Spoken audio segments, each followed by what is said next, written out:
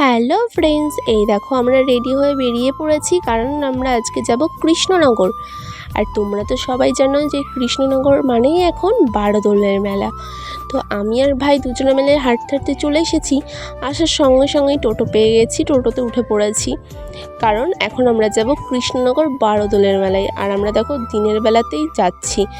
আর আমি আর ভাই হাঁটতে হাঁটতে আবার টোটো থেকে নেমে চলে যাচ্ছি। এবার আমি ভাইকে বললাম, ভাই হাঁটতে হাঁটতে যাবি? ভাই বললো হ্যাঁ যাব, কিন্তু যেহেতু বাচ্চা মানুষ যেতে পারবে না, সেই জন্য টোটো নিয়ে নিলাম। আর টোটো থেকে নেমে পড়েছি। নেমে পড়ে দেখো আমি এখানে রাজবাড়ির দিকে যাচ্ছি। যেহেতু রাজবাড়িতে এসেছি বলে কথা, রাজবাড়ির সামনে না গেলে একদমই ভালো হয় না কাজটা। দেখো তেমনভাবে কিন্তু ভিড় নেই, অল্প লোকজন আছে, কারণ এখনও পুরোপুরি দোকান খোলেনি। অনেক দোকান খুলেছে, আবার অনেক দোকান এখনও পর্যন্ত খুলেনি। তো সেই জন্যই কিন্তু তেমনভাবে কোনো ভিড় নেই। তো যাই হোক না কেন, আমরা যেহেতু চলে এসেছি বাড়ি থেকে, সেই জন্য ভাবলাম বেশি দেরি করব না, তাড়াতাড়ি ঘুরে টুরে আবার বাড়ি চলে যাব। তো আমি এখন যাচ্ছিলাম রাজবাড়ির কাছে। আর এইখানে দেখো ইনি পরিষ্কার করছিল ঘাস টাস, এবার অনেকে জল ছেটাচ্ছে, যেহেতু ধুলোবালি উড়ে যায়, প্রচণ্ড ধুলো উঠছিল রাত্রেবেলার দিকে, যেই সব ভিডিও আমি তোমাদের সাথে শেয়ার করতে পারিনি। তো যাই হোক না কেন, রাজবাড়ির কাছে আসতেই দেখছি যে রাজবাড়ির গেটটা কিন্তু পুরোপুরিভাবে বন্ধ। আর এখানে কিন্তু প্রচণ্ড কাদা হয়েছিল, যেহেতু জল দিয়ে ধুলোটার উপরে ছিটিয়ে দিয়েছে, সেই জন্য। দেখো এখান থেকে দেখা যাচ্ছে রাজবাড়ির গেট। আর এই যে রাজবাড়ির গেটটা পুরোপুরিভাবে বন্ধ আছে। তো আমি আর ভাই দুজনে মিলে ভাবলাম যে চল ভাই রাজবাড়ির সামনেই যাওয়া যাক। তো রাজবাড়ির সামনে এসে দেখি রাজবাড়ির গেট বন্ধ, সেই জন্য আমি আর ভাই দুজনে মিলে কিছু ছবি টবি তুলে নিলাম, নিয়ে তারপর আবার এখান থেকে বেরিয়ে পড়লাম। এই দেখো এটা রাজবাড়ির গেট। আর এই দিকেও দেখো দোকান রয়েছে, অনেক দোকান আছে, অনেক, যেহেতু এটা অনেক বড় মাঠ আছে, সেই জন্য অনেক বড় দোকান আছে আর অনেক দোকান। তো তারপরে দেখো চলে আসলাম, আমি ভাবলাম একটা পাথরের বাটি কিনবো, তো সেই জন্য আমি এখানে এসেছি। আসার পর ভাই বায়না করছিল যে দিদি একটা শিবলিঙ্গ কেন, কিন্তু আমি ভাইকে বললাম না ভাই এখন শিবলিঙ্গ কিনবো না, কিনলে পুরোপুরি শিব ঠাকুরের পুরো মূর্তিটাই কিনবো, লিঙ্গ কিনবো না। তো সেটার পরেই আমি ভাবলাম তাহলে একটা পাথরের বাটি নেওয়া যাক, কারণ মাও অনেকবার বলছিল যে পাথরের বাটি নেই, সেটা নাকি পাওয়া যাচ্ছে না।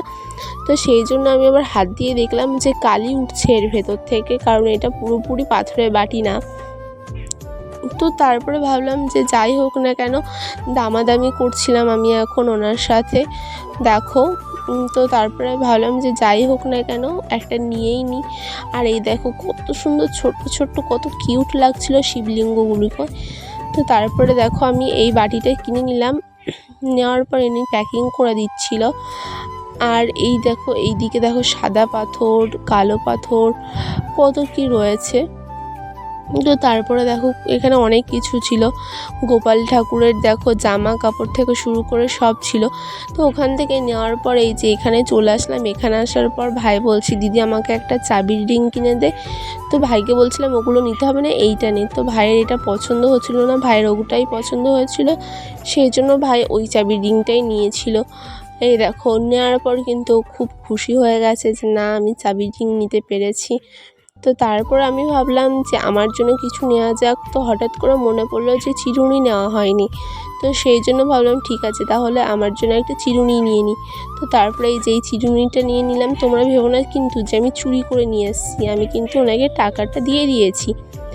তো তারপরে দেখো ওখান থেকে চলে আসলাম। এখানে দেখি কত সুন্দর সুন্দর টাকা পয়সা জমানোর জন্য ঘর রয়েছে, মানুষের ছবি, খরগোশের, মাছের, আম, লেবু, কাঁঠাল, তরমুজ, তাল, অনেক কিছু ছিল, অনেক, যেগুলো আমি তোমাদের সাথে পুরোটা শেয়ার করতে পারছি না। এখানে দেখো ছোটো আম রয়েছে, লাল লাল বড় আম রয়েছে, তারপরে ছিল বেগুন, পেঁপে, আলু, মিষ্টি কুমড়ো, সমস্ত রকম সবজিরই বলতে গেলে ছিল কম বেশি করে। আর এইটা ছিল বেল, আমার ভাই সবশেষে বেল পছন্দ করলো। তো ওনাকে বললাম ঠিক আছে কাকু তুমি প্যাকিং করে দাও, উনি প্যাকিং করে দিচ্ছিল। আর ভাইকে বললাম ভাই তুই টাকাটা দিয়ে দে, ভাই টাকাটা দিয়ে দিল। আর এই দেখো নিয়ে নিয়েছি, ভাই কিন্তু খুব খুশি হয়েছে। আমি যদিও বা জানি যে ভাই কোনো টাকা পয়সা জমাবে না, তবুও কিনা কিনতে চেয়েছে বলে কথা, সেই জন্য আমি ওকে কিনে দিয়েছি। কারণ ভাই টাকা পয়সা না জমালেও আমি জমাবো যখন, তখন তো এটা কাজে লাগবে, সেই জন্য। তো তারপর এইদিকে নিয়ে আসলাম। আসার পর ভাবলাম একটা ছাঁকনি কিনবো, কিন্তু ভাবলাম না থাক, মা আবার হয়তো বকা দেবে এত কিছু কিনলে, সেই জন্য আর নিলাম না। আর এই দিকে দেখো কত সুন্দর সুন্দর ফুল ছিল, সূর্যমুখী, অনেক রকমের গোলাপ ফুল, নীলকণ্ঠ ফুল আর ডালিয়া ফুল, অনেক রকম ফুল ছিল। আমি তো দেখে জাস্ট অবাক হয়ে গেছি, এত সুন্দর সুন্দর ফুল ছিল এখানে। যেহেতু তোমরা সবাই জানো যে আমাদের কাঁচা বাড়ি, সেই জন্য কিন্তু আমি নিতে পারিনি। আর এই সাইডে ছিল ব্যাগ, আর এই সাইডে ছিল স্টিলের জিনিসপত্র। কিন্তু আমার ইচ্ছা ছিল যে কিছু জিনিস কিনবো ফুলের, তো তারপরে ভাবলাম না থাক, শুধু শুধু কেনা হবে, সেই জন্য আর নিলাম না। আর এখানে দেখো সব বেবিদের ছবি দেওয়া ছিল, আর এখানে ছোট্ট ছোট্ট ফুলের টপ ছিল, আর এইদিকে থালা বাসন ছিল। যাই হোক, অনেক কিছু শেয়ার করে ফেলেছি, আর বেশি বড় করলে তোমাদেরও পছন্দ হবে না, তো চলো ছোট ছোট ভিডিওগুলো শেয়ার করি। তারপরে দেখো চলে এসেছি চশমার দোকানে। চশমার দোকানে আসার পর ভাইয়ের কিনা এখান থেকে একটা চশমা পছন্দ হয়েছে। ভাই বলল দিদি এটা কিনে দে, আর জানোই তো ভাইয়ের কথা বলে কথা, আমি তো না করতে পারি না, সেই জন্য আমি ভাইকে বললাম ঠিক আছে তুই কোনটা নিবি। আর দেখো ভাইয়ের এই চশমাটা পছন্দ হয়েছে, তো তারপরে ভাইকে আমি এটা দিয়ে দিলাম। আর এইখানে দেখো রয়েছে জামা কাপড়, খুব সুন্দর সুন্দর জামা কাপড়ও ছিল। আর এই দিকে ছিল হাতের কাজের তৈরি, ঘরের দিকে নানা রকম উট, হাতি, মানে গোল্ডের জিনিস, অনেক কিছু ছিল। যদি কেউ না আসে তাহলে দেখো বলে বোঝানো যাবে না। আর এখানে দেখো কাঠের তৈরি ফার্নিচার থেকে শুরু করে সব A to Z ছিল, চেয়ার, টেবিল, খাট, আলমারি, শোকেস সব ছিল।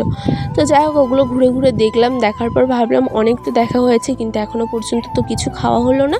তো ভাইকে বললাম ভাই কী খাবে, ভাই বলছে দিদি চল তাহলে ঠান্ডা হওয়ার জন্য একটু কুলপি খেয়ে নিই। তো ভাবলাম ঠিক আছে চল তাহলে কুলপি খাই। তো তারপরে দেখো আমি আর ভাই দুজনে মিলে কুলপির কাছে চলে আসলাম। আসার পরে এই যে ভাইকে এই কুলপিটা দিয়ে দিলাম। ভাই এই কুলপিটা দেখো নিয়ে খাওয়া স্টার্ট করে দিল। ভাই কিন্তু খুব খুশি হয়েছিল এই কুলপিটা পেয়ে। তো তারপরে কিন্তু আমার জন্য একটা নিয়ে নিয়েছি। এই দেখো ভাই খাচ্ছে গ্রিন কালার আর আমি খাচ্ছি অরেঞ্জ কালার। তো তারপরে দেখো আমার খাওয়া দাওয়া হয়ে গেলে আমি এখানে চলে আসলাম বাদাম কেনার জন্য, মেলায় ঘুরতে ঘুরতে। আর পেছন দিকে দেখো কত গাড়ি, নাগরদোলা, কত কিছু ঝুলছে। তো ভাইয়েরও ইচ্ছা হচ্ছিলো এগুলো ওঠার জন্য। তো ভাইকে বললাম ঠিক আছে ভাই উঠবি, কিন্তু এখন একটু পরে।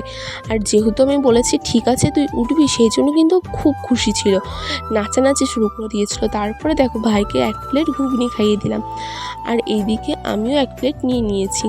আমাকে তো অনেকক্ষণ পরে দেখছো তোমরা, কারণ যেহেতু আমি পুরো ভিডিওটা করছিলাম সেই জন্য। আর এই যে আমি হাতে নিয়ে নিয়েছি ঘুগনি, খেয়ে নিলাম। তারপরে কিন্তু ভাইকে কাঠের এই নাগরদোলায় তুলে দিয়েছি, কারণ ভাই এই জলের দিকে বা অন্য কোনো কিছুতে আমি বেশি রিস্ক নিতে চাইছিলাম না, ভাই ছোট্ট মানুষ সামনে থাক, তো সেই জন্য আমি এটাতে তুলে দিয়েছি। আর এটা অনেক পুরনো দিনের নাগরদোল্লা, আমিও ছোটোবেলায় উঠেছি যখন এই ব্রেক ড্যান্স বা জলের মধ্যে এইসব হ্যান ছিল না তখন। তো তারপরে দেখো ভাইয়ের দেখা দেখি আরেকটা বাচ্চাও নাগরদোলায় উঠে পড়েছিল। তো তারপরে ভাইকে নামিয়ে নিয়ে আমি এখানে চলে এসেছি। বোতলের মধ্যে লাইট জ্বলছিল, বেলুনগুলো কত সুন্দর লাগছিল। তো তারপরে এদিকে চলে আসলাম মোমো খাওয়ার জন্য। তো কাকুকে বললাম যে কাকু তুমি আমার জন্য মোমো প্যাকিং করে দাও, তো উনি প্যাকিং করে দিল। তারপরে দেখো এই হাওয়াই মিঠাই এটা কিনে নিলাম। তারপরে চলে আসলাম লস্যি খাওয়ার জন্য। আমাদের যেহেতু প্রচণ্ড গরম লেগে গেছে, সেই জন্য আজকে আমরা শুধু ঠান্ডা জিনিসই খেয়ে গেছি। তো আমি ভাই দুজনে মিলে লস্যি খেয়ে নিচ্ছি। লস্যি খাওয়ার পর চলে আসলাম এগরোলের দোকানে। এই কাকুকে বললাম আমার জন্য তুমি পার্সেল করে দাও। কাকু আমাকে 3টে এগরোল পার্সেল করে দিয়েছে।